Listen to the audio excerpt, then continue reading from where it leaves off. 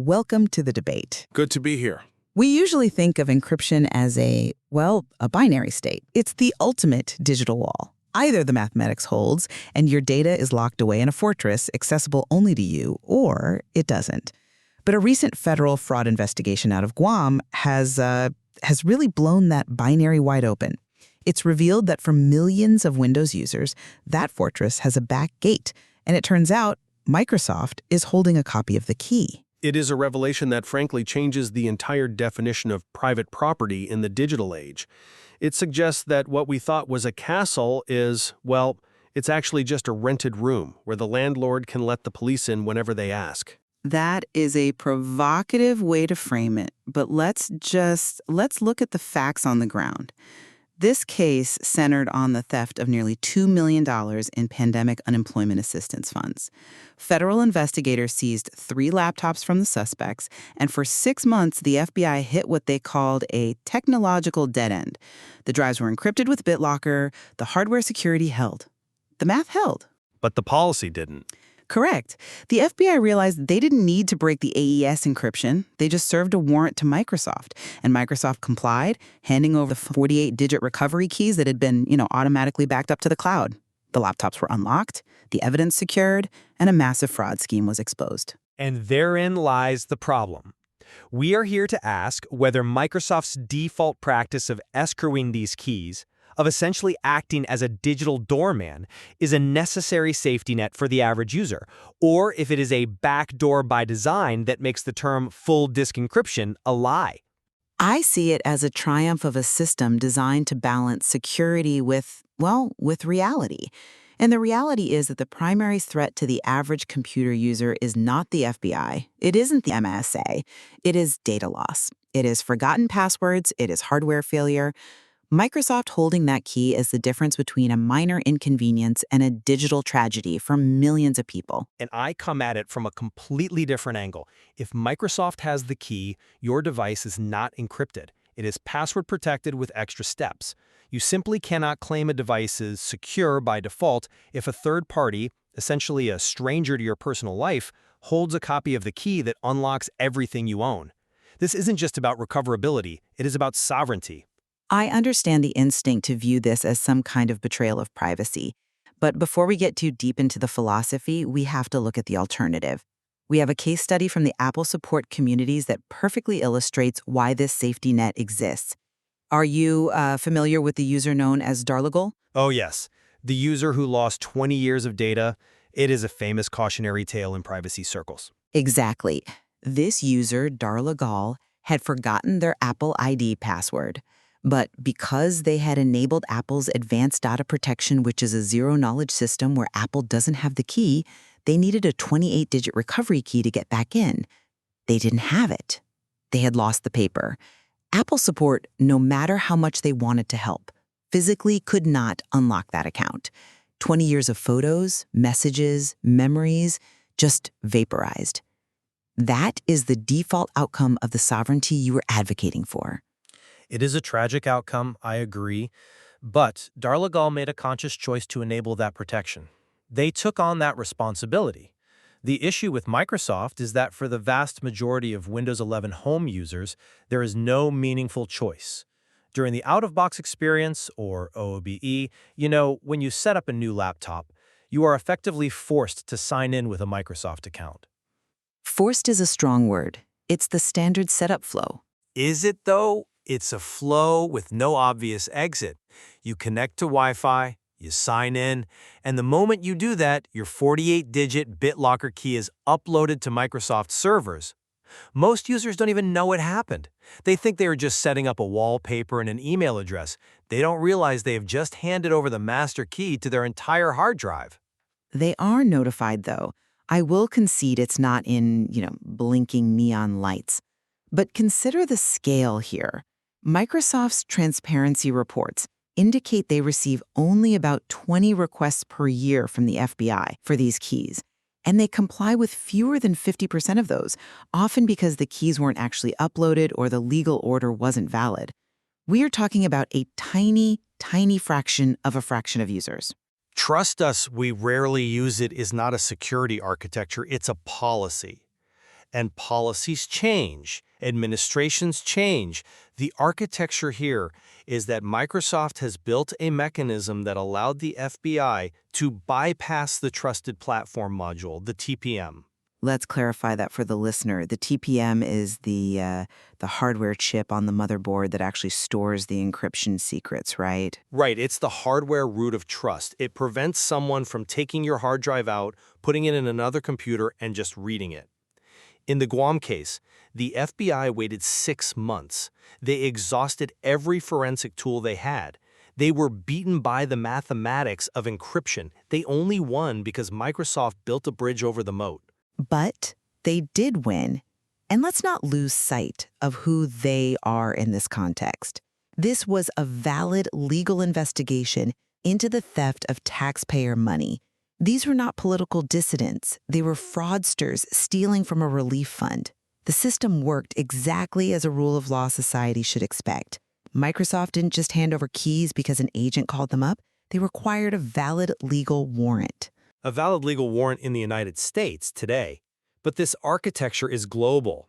If you build a system where the provider holds the keys, you are subject to the laws of every single jurisdiction where you operate and store data. Senator Ron Wyden put it quite sharply when he said Microsoft is shipping products with dangerously insecure default settings. He compared them to an arsonist selling firefighting services. That is a colorful metaphor, but I think it mischaracterizes the intent. Microsoft isn't burning down the house. They are keeping a spare key because the homeowner keeps locking themselves out. You mentioned Apple earlier. Their advanced data protection is opt-in for a reason. They know that if they made zero knowledge the default, their support lines would be flooded with millions of people like Darla Gall. Microsoft is just managing the reality of human error. They are prioritizing business utility over security. Look at Meta's WhatsApp or Signal. They use zero-knowledge architectures by default. If the FBI serves a warrant to Meta for your WhatsApp backup encryption key, Meta cannot comply. Physically, mathematically, they cannot do it. They do not have the key. That is a provider-blind security model.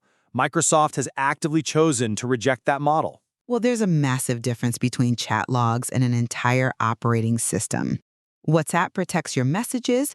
Windows protects your tax returns, your work documents, your whole digital history. The risk profile of losing access to a laptop is significantly higher than losing a chat history. And let's be precise. Microsoft isn't saying you can't have sovereignty. You can delete your key from their cloud. You can use a local account if you know how. If you know how is doing a lot of heavy lifting in that sentence. Microsoft has actively patched the workarounds. They removed the simple "I don't have internet" button from the setup screen. Users now have to know to press Shift plus F10, open a command prompt, and type OEBE bypass NRO just to get the option to create a local account. That is not offering a choice, that is suppressing one. It is adding friction to a path that, for the average person, leads to lower security. When people use tools like Rufus to force a local account, they often disable Secure Boot or TPM checks to make it work. They are effectively stripping the armor off the car because they don't like the GPS tracking. They're leaving themselves vulnerable to the much more common threat, the thief at the coffee shop. I'm sorry, but I just don't buy that the thief at the coffee shop is the only threat model we should care about. We have to talk about the systemic risk of centralizing millions of keys in one place. It is what cryptography professor Matthew Green calls a honeypot. A honeypot for who? For nation-state actors. By aggregating these keys in the cloud, Microsoft has created an incredibly high-value target. If you are a Chinese or Russian intelligence agency, you don't need to break the encryption on a million different laptops. You just need to break into Microsoft's one-key repository. And let's look at their track record. I suspect I know which incidents you are going to cite. It's a long list, unfortunately. Take Storm 0558. Chinese hackers stole a consumer signing key, a digital skeleton key, and used it to access State Department emails. Then there was Midnight Blizzard, where Russian actors breached Microsoft's own corporate systems and were reading the emails of their security team, and the 2025 Entra ID vulnerability. Microsoft has proven, repeatedly, that their cloud is not impenetrable. If an adversary gets into that key database, the encryption on every Windows 11 home laptop in America becomes functionally useless. Okay, I acknowledge those breaches were serious. They were catastrophic failures of process. But we have to look at probability. For a consumer, the risk of a midnight blizzard-style attack affecting their personal laptop is statistically vanishing compared to the risk of ransomware or simple hardware theft. And there is a nuance here. Even if the cloud is breached, the attacker still needs physical possession of your laptop to use that key. Or remote access. Explain that? If I have malware on your machine, something I slipped in via a phishing link, and I can also fetch your key from a cloud breach, I can bypass the TPM protections. I can unlock the drive remotely, re-image it, or access the data at rest. The combination of local malware and a cloud key breach is the absolute nightmare scenario. But if you have malware on the machine, you are likely already compromised at the OS level. I mean, the attacker is already inside the house at that point. BitLocker Key Escrow is primarily about protecting data at rest when the device is off. But let's step back to the corporate side. You mentioned systemic risk. Enterprise users aren't forced into this. They use Intune or Azure-managed HSM. Which is a fair point for the Fortune 500. They have IT departments to manage key rotation. They can afford the sovereignty that Microsoft sells as a premium feature. But we are talking about the digital doorman for the regular user, the small business owner, the freelance journalist, the activist. They are relying on the default settings, and the default setting is that Microsoft holds the keys. And for that small business owner, consider the alternative scenario. Their laptop motherboard dies. The TPM chip is soldered right to that motherboard. If they rely solely on local encryption and that hardware fails, their data is gone forever. With the Microsoft account, they log into a new machine, they punch in that 48-digit key from the cloud, and they get their business back. That availability is a feature, not a bug. It is a feature purchased with the currency of privacy. And I want to circle back to the legal aspect. You said the Guam case was a valid legal order. That phrase is doing a lot of work. It is the standard we use in a democratic society. In this democratic society. But what happens when valid legal order means a subpoena from a regime tracking reproductive health data? Or a government crackdown on political dissent? The distinction between secure until a judge says otherwise is the fundamental disagreement here. If the technical capability exists, the legal pressure to use it will inevitably expand. That is a slippery slope argument. We have checks and balances, and Microsoft has a history of pushing back on overbroad warrants. They don't just hand keys over casually. The transparency report shows they scrutinize these requests. But they cannot scrutinize a breach. If the key is there, it can be taken, either by a court or by a hacker. Zero knowledge is the only architecture that protects against both the overreaching state and the frankly incompetent custodian. Apple's advanced data protection proves you can do this at consumer scale. And yet, Apple defaults to standard protection where they hold the keys for iCloud backups for exactly the same reason Microsoft does. Mass adoption requires safety nets. ADP is buried in the settings for a reason. But Apple offers the path. They don't require a command line hack to get there. Windows users can simply go to their Microsoft account and delete the key. It's not hidden in the command line. It's a URL, account.microsoft.com, devices, recovery key. You go there, you see the key, you delete it. The encryption on your device remains, the cloud backup is gone, the agency is there for those who care to exercise it.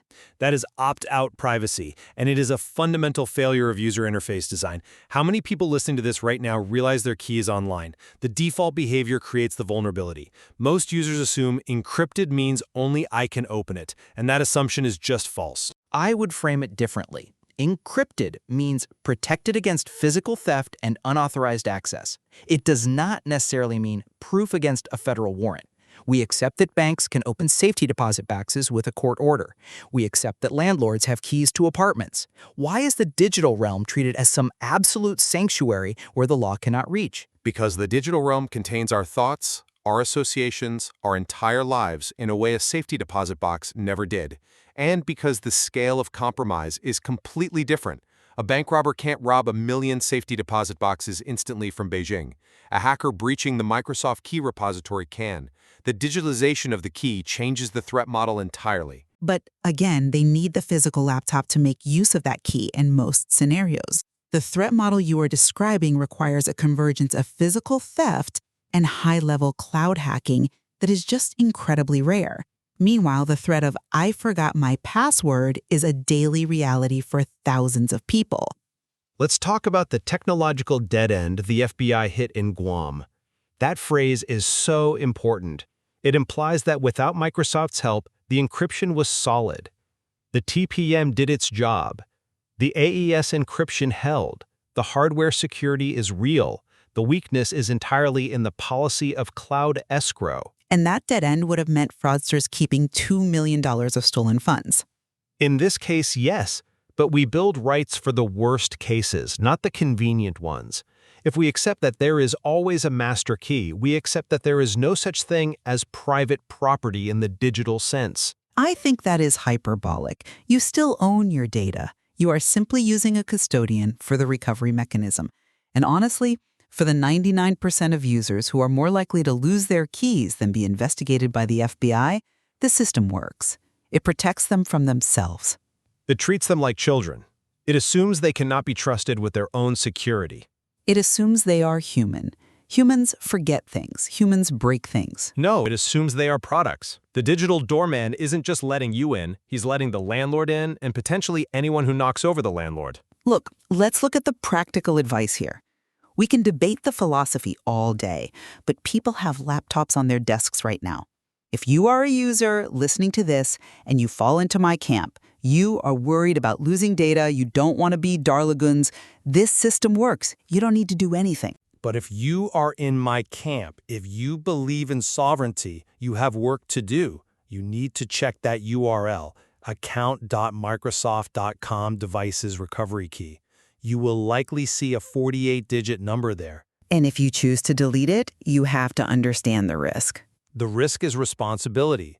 You need to back up your key physically. Print it out, put it in a fireproof box, put it in a safe, and then delete it from the cloud. And I would add, do not lose that piece of paper. Because if you do and your motherboard fries or you forget your PIN, not even Microsoft can help you. There is no password reset for Gravity. That is the trade-off. A trade-off I would take any day of the week. The Guam case proves that the unhackable Windows laptop is a myth as long as that cloud link exists. And I would argue the Guam case proves the system is balanced.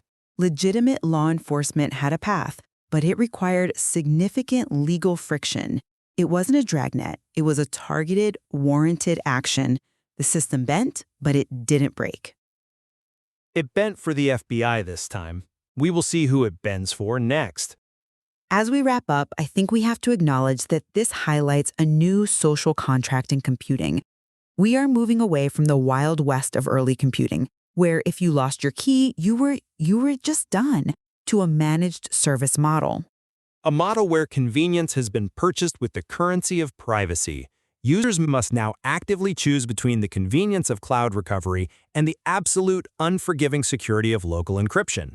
And that choice is still there, even if you have to look for it. For those who know where to look, I leave the listeners with this. Go check your Microsoft account. See who holds your keys.